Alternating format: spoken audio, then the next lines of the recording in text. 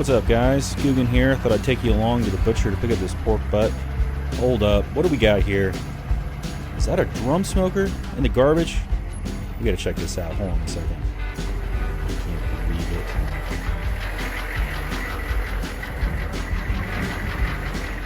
Holy crap, it is a drum smoker. It's a pit barrel. Heck yeah. Let's get this thing loaded up.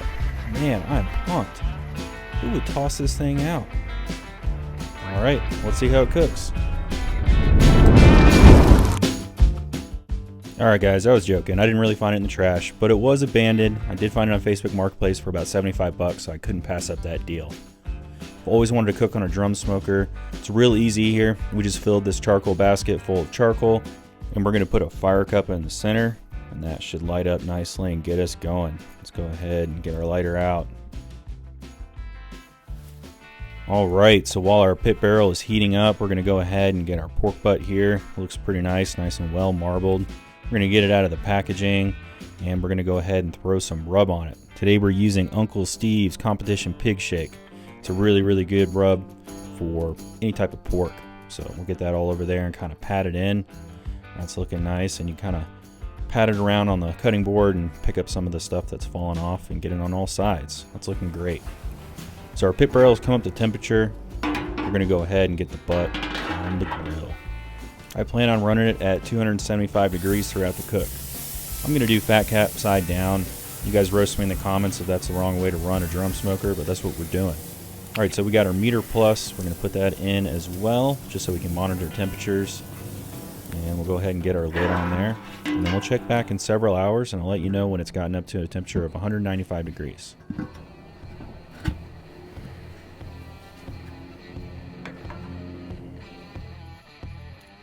Alright guys, so you can see it's dark out now. Oh man, that is looking great. Love the color on this. It's going really well. The pit barrel was really easy to maintain temperatures. I really didn't have to mess with anything once I had the vent set. Okay, so let's go ahead and pull this off and get it over here to the table. Whoops, looks like we lost a bit of the fat cap. I guess that's alright. We'll just kind of forget that happened. Alright, so I mentioned that I took this to an internal temperature of 195 degrees. And the reason I didn't take it all the way up to like 200 or 205 or to probe tenderness is because I'm going to wrap this in this aluminum container and I'm going to put it in my electric smoker, and that's going to be set at 150 degrees. And I'm going to hold that overnight.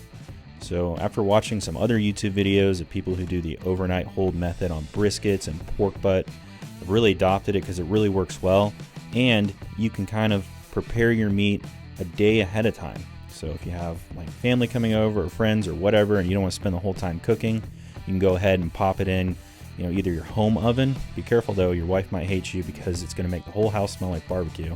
It's not a problem to me, but I try to keep her happy.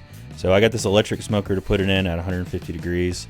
I've also seen people use a sous vide. Just be careful with that because the bag can break and ruin your cook, or the water can evaporate and the machine can shut off. But anyway, I'll stop talking. We'll take a look at this pork butt. It's the following morning. It's looking great, and we'll see how tender it is. And it's really shredding nicely. You can see that it's just kind of falling apart as I squeeze it and pull it. Man, great. So I do recommend this overnight hold method at 150 degrees. It's really worked out well. I've done a lot of cooks this way, and it just makes everything so much easier the following day when you actually have your guests coming over. And I was really happy with the way that the pit barrel run. I mean, it was really almost set it forget it once you got the charcoal going and had the lid and adjusted your vents, but you really don't adjust those. I mean, the pit barrel makes it really easy. I'm sure other drum smokers are a little bit different where you do have to adjust the vents here and there, depending on the temperature and wind and things like that. But overall, the flavor is really great. It was really easy to use, and I'm looking forward to kind of using this more and more now that I have a little girl who's 6 months old.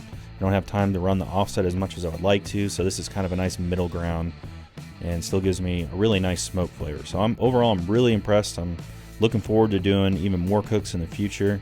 And let's get you a little close-up of what this pork looks like. I think you guys will be pretty impressed. So I hope you enjoyed the video. If you did, go ahead and consider subscribing, and also consider giving this a thumbs up. It really helps me out. But I'll see you guys in the next cook. You guys take care.